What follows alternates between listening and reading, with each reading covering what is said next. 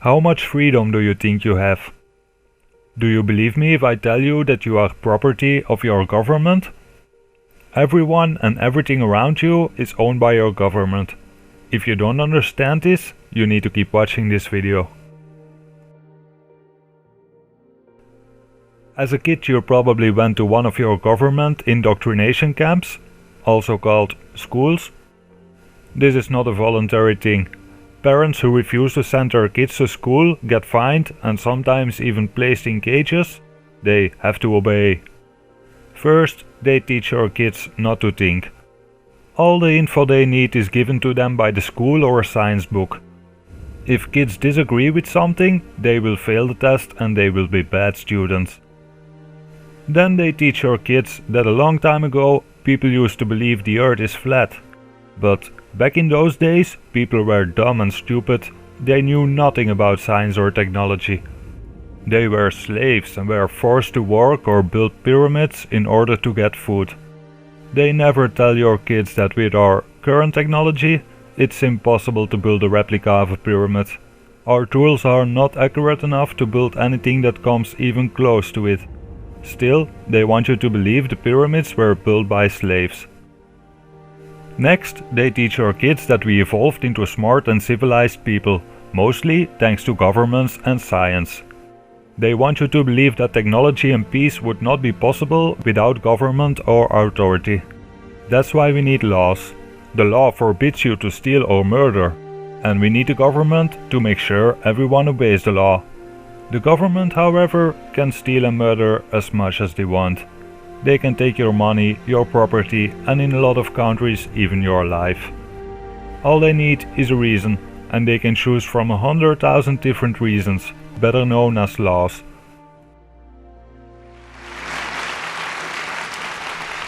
That's why even in times of tight budgets, states like Georgia and Oklahoma have worked to make a preschool slot available for nearly every parent who's looking for one for their child.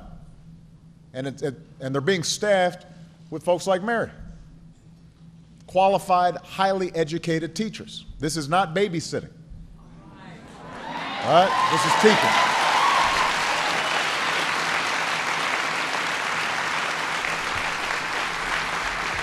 So at the age that our children are just sponges, soaking stuff in. Their minds are growing fastest. What we saw in the classroom here today was, kids are taught numbers, they're taught shapes, but also how to answer questions, discover patterns, play well with others. And the teachers who are in the classroom, they've got a coach, who's coming in and working with them on best practices and paying attention to how they can constantly improve what they're doing. And that whole playing well with others, by the way, is a trait we could use more in Washington. So maybe we need to bring the teachers up.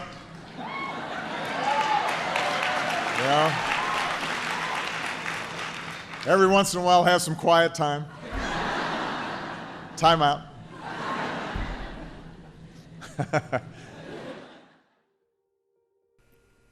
You are living in a house that is subsidized, wearing clothes that are subsidized. Even the food you eat is subsidized. Ask yourself this question: does the government work for us, or do we work for the government? If the government exists to serve us, and if freedom is part of our humanity, how can the government take freedom from us? The only role of the government should be to protect freedom, but with every new law they make, you will lose some more freedom.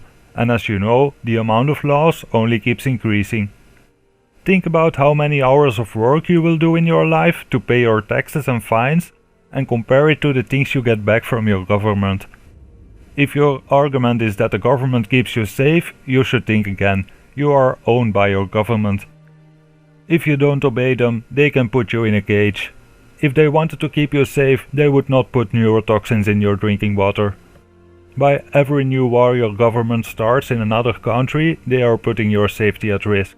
Defending a country by bombing another country makes no sense, no matter how you look at it.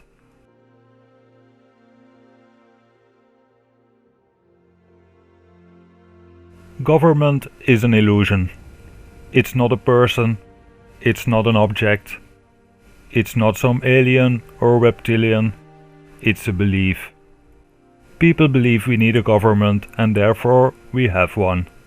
The government is made out of people like politicians, policemen, military and so on. When they are working, they act under the illusion of government and they think they are doing the right thing by following the laws. Our intuition tells us it's wrong to kill someone. We don't need a law to understand this. No policeman or soldier in the world likes to kill another person, but when they do, they often feel no guilt, because they acted under the authority of government and therefore they don't feel responsible for it. Government is the belief that we need authority to be safe and civilized. Overthrowing a government will never change anything. The government would get replaced with a new form of authority or government, which in the end is again managed by the people. Jobs and roles that give someone power will always attract megalomaniacs who will abuse their power. Government is a belief because if everyone would stop to believe in this, it would simply disappear. There would be no police or military or politicians to control the masses. There would be no one to collect taxes. But that means anarchy, right? Anarchism is founded on the observation that since few men are wise enough to rule themselves, even fewer are wise enough to rule others. Anarchy usually gets linked to or described as chaos, but actually means not believing in rules. You probably think that without government, everyone would rape and steal and kill others. That's what we see in so many movies and even cartoons. What makes you think it would be like that? Would you steal and murder? Here is something most people don't consider. No government means the power is with the masses. Do you think if there is someone going around stealing from others that no one is gonna take action to stop that person? There are millions of people all over the flat earth, and the majority of those people are good and nice people who just want to have a happy life. Not believing in authority doesn't mean people can't group up and defend each other, or work together on making technology or providing food or whatever. All the companies and institutions are managed by people. Not believing in authority doesn't mean those companies could not function. How can we be free? It's very simple. People need to stop believing in authority. If the majority of people would understand this, governments would simply disappear. People also need to understand that everyone owns their own body and therefore their own time, talents, etc. This means you can't force anyone to do anything against their will. Everyone should live by the non-aggression principle. It's immoral to initiate the use of force against anyone. That doesn't mean you can't defend yourself. It's moral to defend yourself against someone who tries to kill you or tries to rob you, but it's immoral to initiate violence against someone by, for example, breaking into their house and stealing their property. We don't really need laws for this because your intuition tells you what is wrong and what is not.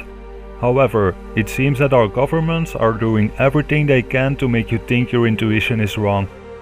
Kids are being programmed by cartoons that always have a good and a bad guy, and most of the time the issue gets solved by killing the bad guy.